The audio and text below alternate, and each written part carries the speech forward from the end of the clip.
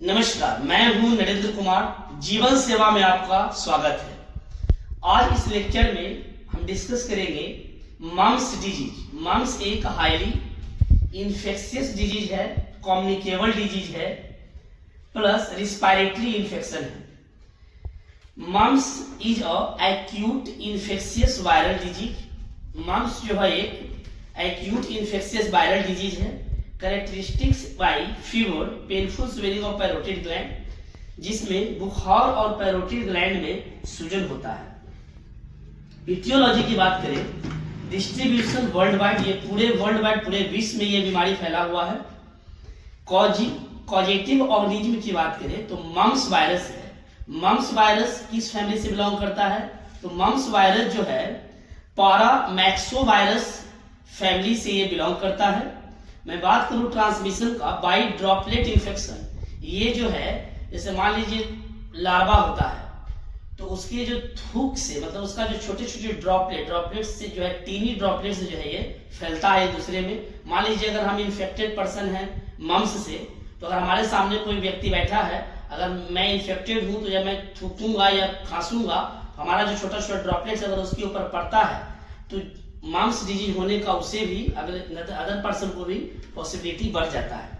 Next बात करेंगे incubation period का। इंक्यूबेशन पीरियड का मतलब दोस्तों क्या होता है?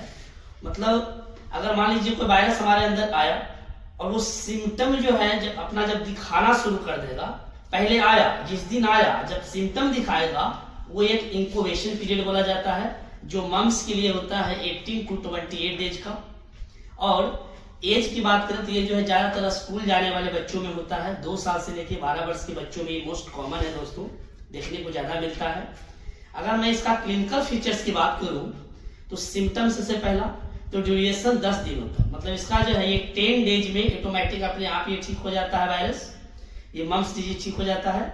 दूसरा बात कि फीवर विथ चील, बुखार होता है तो उसमें ठंड भी लगता है, साथ ही साथ सोर थ्रोट, गला में जो है काफी खराश लगता है मम्स डिजीज में। इसका अगला सिम्टम की बात करते हैं हेडेक, सर दर्द होती है। उसके बाद है मैलेज। मैलेज क्या होता है दोस्तों? कमजोरी और ये देखने को मिलता है। Inability to open mouth, mouth जो है ओपन करने में काफी इनएबिलिटी महसूस होती है। नेक्स्ट हम बात करेंगे साइन का। इसका टेम्परेचर 38 to 39 डिग्री सेल्सियस। अगर फॉरेनहाइट में बात करें तो 100 to 102 डिग्री फॉरेनहाइट टेम्परेचर बुखार देखने को मिलेगा पेशेंट के अंदर। अगर हम बात करें इसमें पल्स में, रिलेटिव ब्रेडिकार्डिया, मतलब हार्ट रेट जो होगा, पल्स रेट होगा, वो उसमें कमने लगता है मम्स डिजीज में। नेक्स्ट है, इसमें साइन है पैरोटिड रीजन स्वेलिंग। मान लीजिए कान की जस्ट जो सामने वाला है, इसको पैरोटिड ग्लैंड बोलते हैं, इसमें सूजन देखने को मिलेगा, स्वेलिंग देखने को मिलेगा। नेक्स्ट है fullness at angle of mandible, जब मतलब जबड़े की जो निचली जो ये भाग है, इसमें सूजन और भारीपन देखने को मिलेगा। टेंडरनेस, अगला इसका साइन है टेंडरनेस, मतलब आप जब टच करेंगे तो काफी टेंडरनेस, मतलब होता है कोमलता, सॉफ्टनेस, काफी ज्यादा मुलायम देखने मिलेगा। नेक्स्ट है कॉम्प्लिकेशन। अगर इसका हम बात करें क्या क्या कॉम्प्लिकेशन हो सकता है, तो सबसे फर्स्ट जो कॉम्प्लिकेशन है वो है ऑर्काइटिस है। ऑर्काइटिस मीन्स होता है friends inflammation of testis, testis का इन्फ्लामेशन को ऑर्काइटिस कहते हैं। नेक्स्ट मतलब सेकेंड नंबर का जो कॉम्प्लिकेशन है वो होता है ओफोराइटिस। ओफोराइटिस मीन्स होता है इन्फ्लामेशन ऑफ ओवरी, फीमेल के अंदर ओवरी में इन्फ्लामेशन और इन्फेक्शन को ओफोराइटिस बोलते हैं। थर्ड कॉम्प्लिकेशन इसका हो सकता है मैस्टाइटिस। मैस्टाइटिस मीन्स होता है inflammation of breast tissue, infection of breast tissue, female के अंदर ब्रेस्ट में इन्फेक्शन देखने को मिलता है, स्वेलिंग, इन्फ्लामेशन देखने को मिलता है, उसके लिए हम वर्ड इस्तेमाल, टर्म, मेडिकल टर्म है मैस्टाइटिस। नेक्स्ट इसका फोर्थ नंबर कॉम्प्लिकेशन होता है acute pancreatitis. Acute pancreatitis means हुआ इन्फ्लामेशन ऑफ पैंक्रियाज। नेक्स्ट जो इसका देखने को मिलता है वो है मेनिंजाइटिस। मेनिंजाइटिस मीन्स हुआ इन्फ्लामेशन ऑफ मेनिंजेज। मेनिंजेज क्या है दोस्तों? स्पाइनल कोड एंड ब्रेन के ऊपर जो है एक परत होता है, उसी को मेनिंजेज बोलते हैं। और मेनिंजेज जो है उसमें इन्फेक्शन हो जाता है और सूजन देखने को मिलता है, उसी के लिए एक मेडिकल टर्म हम लोग इस्तेमाल करते हैं मेनिंजाइटिस। नेक्स्ट हम इसका बात करेंगे प्रोग्नोसिस का। प्रोग्नोसिस का मतलब क्या होता है? प्रोग्नोसिस मतलब हुआ कि ये जो डिजीज है वो कब तक ठीक होगा, इसका मतलब इस डिजीज का भविष्य क्या है, फ्यूचर क्या है। तो इसमें अपने आप जो है ये 10 डेज में ठीक हो जाता है, 10 दिन इसका टाइम होता है और इसका जो प्रोग्नोसिस होता है वो गुड होता है। हम इसका आगे बात करते हैं ट्रीटमेंट का। तो सबसे पहले बात करेंगे जनरल मैनेजमेंट का। तो सबसे पहला जो मैनेजमेंट होता है वो है bed rest until recovery take place. जब तक वो ठीक नहीं हो जाता तब तक बेड रेस्ट करनी चाहिए। सेकेंड पॉइंट है increase fluid diet. Increase fluid diet मतलब ज्यादा से ज्यादा जो है पेशेंट को फ्लूइड डाइट दे। इसलिए फ्लूइड डाइट दे एज च्यूइंग इज पेनफुल, मतलब उसको चबाने में उसको काफी दर्द महसूस होती है। एंड सलाइवेशन इज लेस, मतलब जो सलाइवा जो होती है मुंह के अंदर बकल कैविटी में वो कम हो जाता है सिक्रीशन, मतलब सलाइवा बहुत कम सिक्रीट होता है। नेक्स्ट इसका बात करते हैं जिस मैनेजमेंट का, वो है maintain oral hygiene. Oral hygiene maintain करना काफी इंपॉर्टेंट है। इसलिए इंपॉर्टेंट है कि अगर बकल कैविटी क्लीन रहेगा, साफ रहेगा, हाइजीन रहेगा, तभी वो इन्फेक्शन जल्दी जाएगा। नेक्स्ट है लोकल वार्मथ और ice pack to swelling parotid gland. दोस्तों इस पर हम जोर डालना चाहेंगे कि वार्मथ और आइस पैक में क्या डिफरेंस है। कब हम वार्मथ दें मतलब गर्म पानी से धोएं, कब हम आइस पैक दें। तो जब पेशेंट का एक्यूट केस रहेगा, मान लीजिए कि 1 से लेकर के 7 दिन तक से बीच का अगर टाइम है, अगर स्टार्टिंग का अगर मान लीजिए स्वेलिंग है तो उसमें आप आइस पैक दें, उससे वो आराम होगा। और मान लीजिए कि अगर 7 दिन बाद है, 7 दिन 10 दिन 12 दिन का हो गया है, तो उस केस में उसको आप गर्म पानी से धोएंगे। अगर मान लीजिए आमतौर पर होता है कि मान लीजिए किसी को हमें मान लीजिए चोट लगा, इसमें स्वेलिंग हो गया, तो स्टार्टिंग का जो फेज होगा 5-6 दिन का, उसमें उसको हम बर्फ से अगर धोएंगे तो ज्यादा मेरा इफेक्टिव होगा, जल्दी ठीक हो जाएगा। अगर मान लीजिए कि हम 10 दिन का मेरा हो जाता है, या किसी को पुराने मतलब क्रोनिक जो है आर्थराइटिस होता है, तो उसके गर्म पानी से धोना चाहिए। अगर हमारा पुराना दर्द है तो उसको हम गर्म पानी से धोएंगे तो ज्यादा जल्दी ठीक हो जाएगा। ठीक है दोस्तों, आगे इसका हम बात अब करेंगे लॉन्ग टर्म में। तो लॉन्ग टर्म में सबसे फर्स्ट पॉइंट होगा इम्यूनाइजेशन, मतलब वैक्सीन दिलवाना। इसके लिए वैक्सीन कौन सा आता है, MMR। कौन सा वैक्सीन होता है दोस्तों, MMR। MMR का फुल फॉर्म होता है measles mumps rubella. M means measles, M means mumps, R for rubella.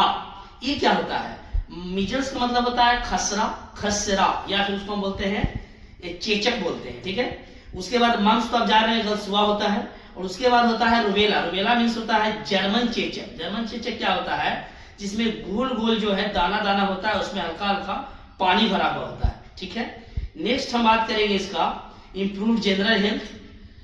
Next इसका ट्रीटमेंट की बात करें तो सबसे हम यहाँ पे ट्रीटमेंट जो होम्योपैथिक विधि से आपको बताएंगे।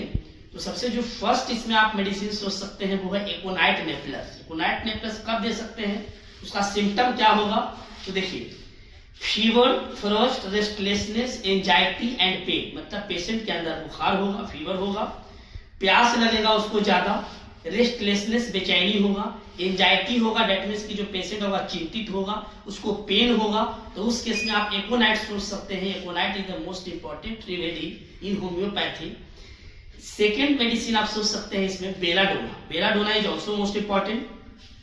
कब देंगे belladonna, the glands are swelling. जो ग्लैंड्स है, प्रोटीन ग्लैंड जो यहाँ पे है कान की जस्ट सामने, ये वाला पॉइंट, अगर मान लीजिए उसमें जो है सूजन है, hot and sensitive to pressure, मतलब उसको टच करने पे काफी गर्म है, worse on right side, worse on right side मतलब राइट साइड में ज्यादा बढ़ रहा हो, the pains are flying and lancinating and extend to the air.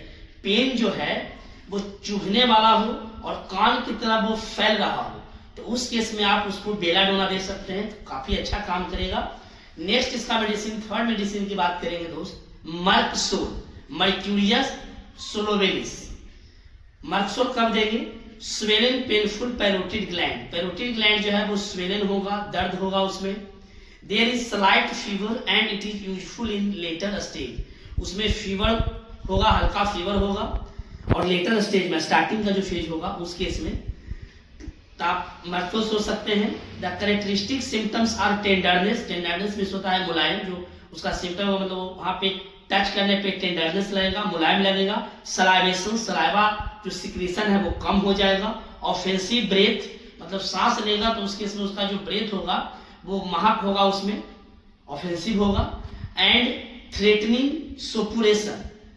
ये थ्रेटनिंग सुपुरेशन क्या होता है, मतलब मवाद बनने की संभावना हो सकती है उस ग्लैंड में, तो वहां पे आप सोच सकते हैं क्या, मर्क सोल्ट।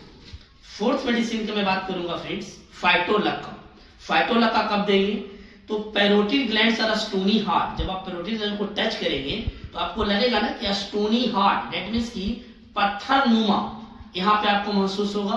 उसके बाद स्वेलन एंड टेंडर, मतलब उसमें आपको सूजन मिलेगा, और टेंडर मतलब होता है कठोर, वहां पे आपको कठोर मतलब ऐसा महसूस होगा।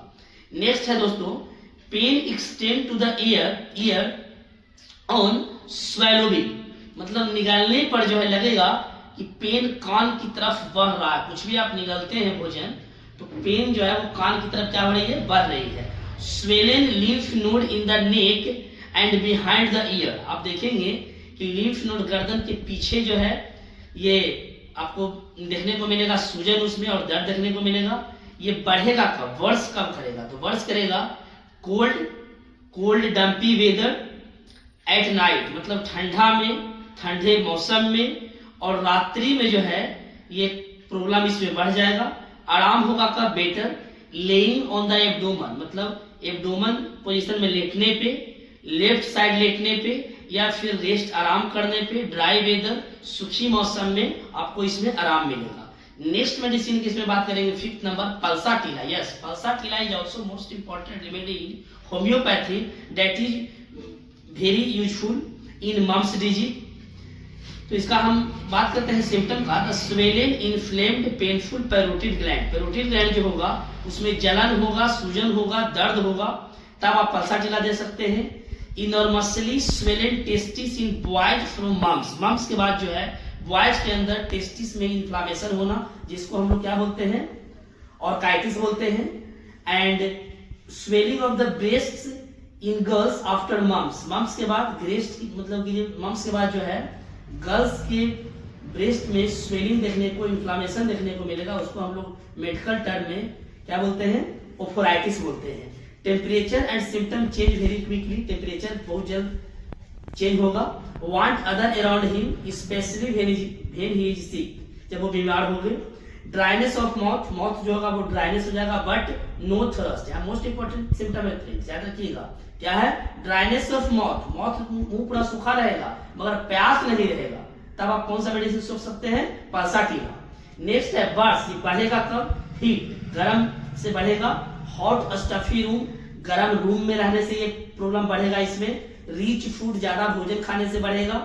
बेटर, आराम कब होगा, ओपन एयर, खुली हवा में आपको आराम महसूस होगा। कोल्ड एप्लीकेशन, ठंडा एप्लीकेशन कुछ अगर स्वेलन पार्ट पे अप्लाई करेंगे तो आपको आराम होगा। और ड्रिंक मतलब कुछ पीने पे, ठंडा पीने पे। डिजायर आइस, मतलब इसमें जो डिजायर होगा, इच्छा होता है, वो आइसक्रीम का होता है, रिच क्रीमी फूड का होता है। Food that aggravates in pork, बढ़ता कलर फूड कैसे से, तो पोर्क मतलब होता है यहाँ पे सुअर का मांस। फैट मतलब फैटी फूड लेने से, फैट फूड समझ रहे हैं, तेल वगैरह। रिच फूड, इस सब से क्या होता है, ये आप यहाँ पे ध्यान रखेंगे, इस पर डिजायर होगा इसमें। नेक्स्ट हम इसमें बात करेंगे दोस्तों, मेटास्टेसिस ऑफ मम्स। तो मेटास्टेसिस जहां भी वर्ड आया, इसका मतलब होता है कि रोग का शरीर की दूसरे अंगों तक फैल जाना। मेटास्टेसिस वर्ड का मतलब हुआ कि रोग के बॉडी के मतलब हमारे जो शरीर है, तो एक अंग से दूसरे अंग तक ये बीमारी फैलने को मेटास्टेसिस बोलते हैं। तो मेटास्टेसिस ऑफ मम्स का मतलब हुआ कि जो मम्स है, गलसुआ जो बीमारी है, वो हमारे पैरोटिड ग्लैंड से दूसरे हमारे बॉडी पार्ट तक भी पहुंच रहा है। जैसे जो कॉम्प्लिकेशन मैंने पहले आपको बताया था, ऑर्काइटिस है, ओफोराइटिस है, मस्टाइटिस है, एक्यूट पैंक्रेटाइटिस है, मेनिंजाइटिस है, ये सब क्या है, मेटास्टेसिस ऑफ मम्स का ये कारण है। ओके, तो हम नेक्स्ट जो वीडियो लेकर आएंगे फ्रेंड्स, वो होगा स्टोमेटाइटिस। तो अभी तक के लिए आप चैनल को लाइक करें, सब्सक्राइब करें, वीडियो अच्छा लगे तो आप इसको सब्सक्राइब जरूर करें और कमेंट भी करें। कुछ पूछना हो तो हमें जरूर आप बताएं, हम इसका रिप्लाई देंगे। Thank you.